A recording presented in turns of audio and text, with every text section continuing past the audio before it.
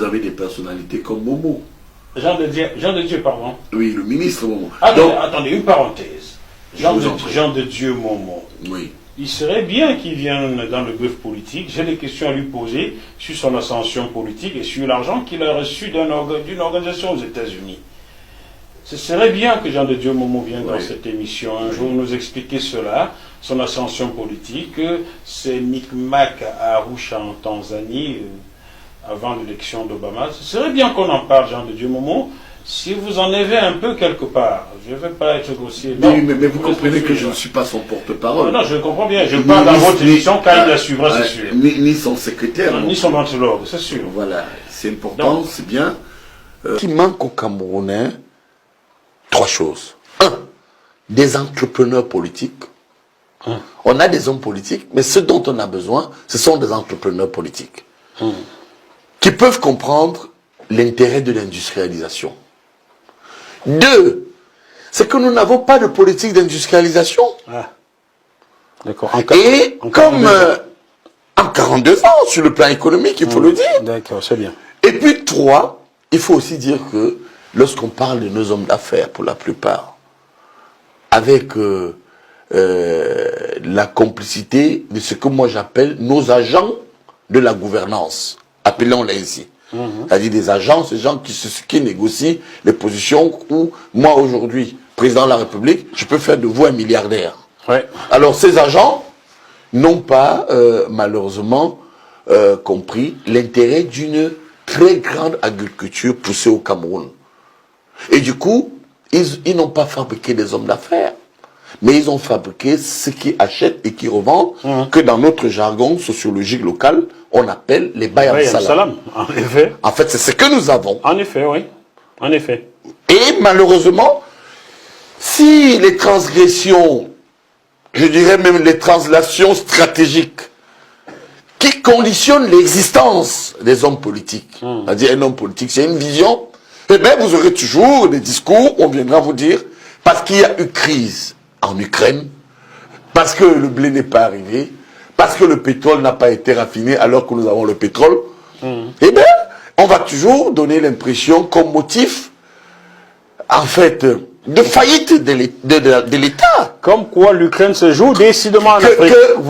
Que l'Ukraine se joue chez nous. Du gros n'importe quoi, ah oui, vous ne trouvez pas? Et c'est pas correct, je suis d'accord avec vous. Oui, manger du macabo, manger des ignames, manger des patates, transformer en farine, fabriquer votre pain avec si vous voulez, prenez du maïs. Ici en France, j'étais à Rennes, pardon, il y a 2 ans, voir une amie gabonaise qui vit, on a acheté du pain fait à base de farine de maïs, mon Dieu. Pourquoi vous ne faites pas ça au Cameroun? Ça existait même au niveau des médicaments, les vaccins, etc. Regardez quand on a eu la crise du Covid. Combien de Camerounais savent que nous avons utilisé localement le ngolbotara pour ne pas contaminer au moment où on a reçu des milliards pour encadrer nos compatriotes. Je vous assure, monsieur Moafo, s'il n'y avait pas de Betara et quelques... Vous dites que François Sengakou vous a confié ou a confié à votre maman qu'il avait déconseillé à M. Biya de se rendre à la réunion du lac en juin 1983 parce qu'il était prévu qu'il soit assassiné suite à une réunion du bureau du comité central que le président Aïdjo, président national de l'UNC, avait prévu. Et si le président Paul Biya s'y rendait, il aurait été assassiné. Il aurait été assassiné. De quelle manière? Fusillé, on aurait tiré sur lui. Et on allait parler d'un incident comme ce fut le cas avec Thomas Sankara. Et puis n'oubliez pas que quand vous reprenez les textes du parti, l'initiative allait revenir au président national de réorganiser l'État. Bon, c'est pas un motif pour justifier ce dont le président Aïdjo a été victime. Parce que je suis de ceux qui pensent quand même que le président Aïdjo a quand même été président de la République et il y a quand même une gratitude qu'on devrait avoir sempiternellement avec lui. Le président du MRC qui menace également à travers une sortie sur ces plateformes également les inscriptions sur les listes électorales qui sont la pomme de discorde. Maurice Kamto va plus loin également en ce qui concerne sa candidature. Alors, est-ce qu'on peut parler, vous qui êtes le stratège, Je commence par vous. Est-ce que c'est une stratégie? Est-ce que c'est tout simplement une manière également de sortir, de montrer les muscles du président du MRC vis-à-vis du système en place? Je pense que, dernièrement, j'ai fait une émission ici, je pense que c'était La Reine. Cette année électorale ne sera jamais comme une autre. En 2025, ça ne sera jamais comme une autre. Nous aurons une année électorale qu'on n'a jamais connue dans ce pays, que très peu de pays africains vont connaître, parce que les enjeux sont énormes. Vous voyez bien qu'il y a énormément de jeux de damier. Chaque parti pousse son pion, et l'autre pousse, et c'est comme ça que ça avance depuis pratiquement 2 ans. Parce que le terrain est tellement serré, et toutes les équipes jouent avec un jeu qui n'est pas facile à dénicher. Et chacun est obligé de fonctionner avec ses armes. Et on ne peut pas dire à une partie de ne pas utiliser des armes qui sont à sa portée. Je pense que c'est assez clair. Là, on vient de voir une stratégie bien mise en place qui, bien que ça a déstabilisé en interne, mais aussi ça déstabilise en externe. Ça permet quand même au RDPC de prendre un peu la main avec les différentes nominations qui viennent de se passer. C'est pour calmer et perturber les adversaires. Là, le MSC est obligé de prendre ces décisions-là. Ils n'ont pas le choix. Ils ne peuvent pas faire autrement que de prendre ce couloir-là qu'ils sont en train de prendre. C'est impossible. Ils ne peuvent pas faire autrement. C'est le seul couloir qui est ouvert pour eux. Mais est-ce qu'ils vont s'en sortir au bout de ce tunnel? Parce que je repose la question autrement à l'expert, aux géostratèges, sur l'implication étrangère dans ce que on a appelé Boko Haram, surtout quand on sait qu'il y a des puissances qui ont dit que c'est elles qui ont créé Boko Haram, c'est elles qui ont créé l'État islamique. Est-ce qu'on ne peut pas également subodorer que ces puissances-là soient cachées derrière cette nébuleuse pour créer cette guerre? Alors, moi, je suis un académicien. J'ai une proximité avec les journalistes et que je travaille sur des faits. Alors, il y a des thèses qui avancent une connivence entre les groupes terroristes et certains États. Il y a une littérature qui existe abondamment là-dessus. Et parfois même, cela a été très peu étayé.